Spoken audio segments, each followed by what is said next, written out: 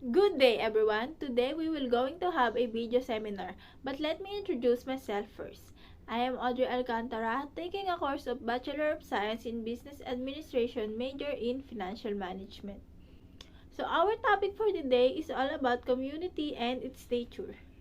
Community and its nature. Community is a term itself that binds up. It would seem so plain, so normal, and so human. Throughout the social field, we also attach that to civic advancement terms as a sign of positive will. Example is yung community mental well-being, community security, community philanthropy, and etc. And ayan, sabi dito, but community significance is complex. So, ayan, yung nakakalungkot is yung kakulangan ng awareness sa kung ano ang isang grupo at ang papel nito sa buhay ng mga tao sa magkakaibang mga communities na contributed to the breakdown of many well-intentioned culture initiatives. So, a community is also a sensation and a collection of interpersonal relationships.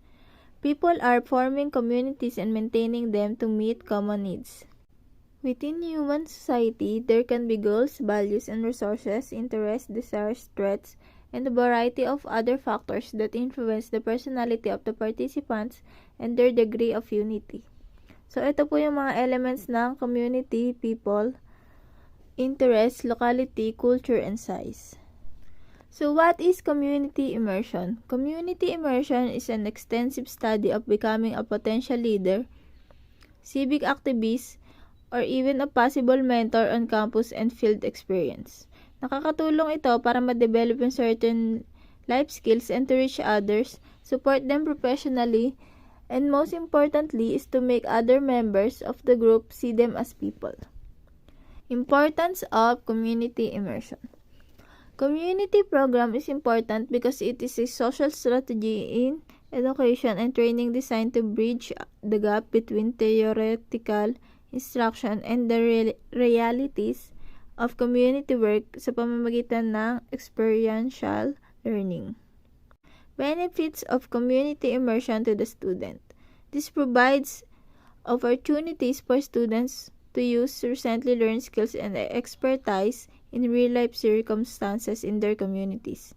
It will strengthen what is learned in school by expanding student learning outside and within the community. It will also give one a feeling of being personally interested in providing for others. So, yung benefits po nito ay natututo yung mga students na mag-grow sa pamamagitan ng aktibong pakikipag-ugnayan sa mga activities na real needs of the group, planned with the school and neighborhood. So, how does the community foundation work? So, ayun, para sa kapakanan ng isang komunidad, this picture shows how the community foundation work. First is community conditions. There is people, place, and power. People is how we relate, place is where we live, and power is having influence. Second is intervention. Policy on the ground intervention. Third, mechanism of change. It is the widening participation and governance. It is also enhancing social networks, improving living conditions. Fourth is intermediate outcomes. It improves community condition which is given in number 1 and individual benefits.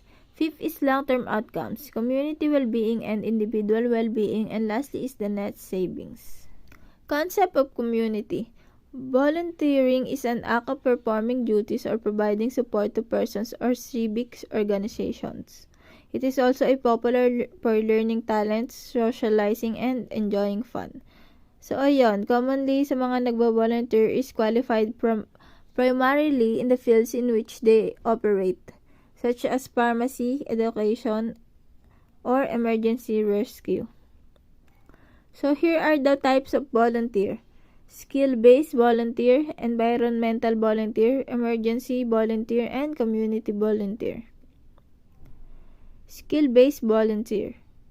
It is providing specialized skills and talents of individual to strengthen the infrastructure of non-profits, helping them to sustain para successfully na ma-achieve po nila yung kanilang missions.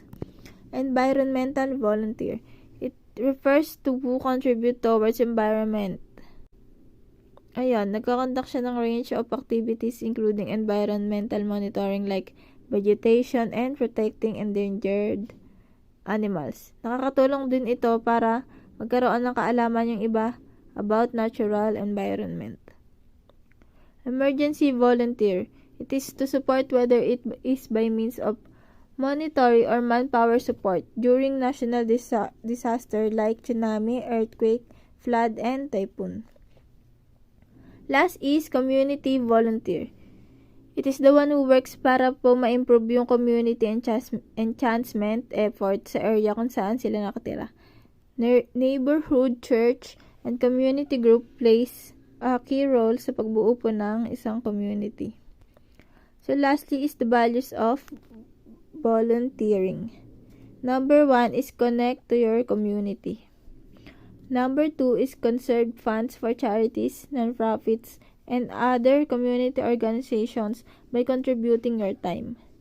Third is share your skills and learn new. Ayan, syempre if someone don't know something about what you were doing, you should share your learnings, and also if may idea ka na sa tingin mo mas magiging better yung gagawin nyo, i-share mo kasi you will also learn something from them. Fourth is developing self-esteem and self-confidence. Ayan yung mahalaga kasi if you don't have the self-esteem and confidence, you will not able to do something na you wanted to do. And lastly is number 5, meet new people. Ayan, one thing of the best thing in life is meeting new people where you will able to make friends or build a new family. So ayun, I hope you learned something from me, and that's all. Thanks for watching.